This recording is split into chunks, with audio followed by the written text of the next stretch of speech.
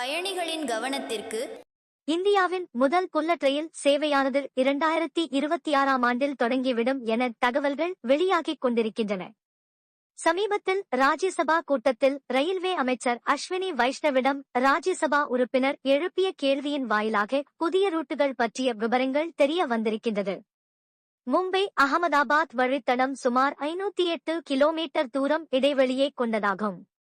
12 ஸ்டேஷன்களை இது உள்ளடக்கியிருக்கும்.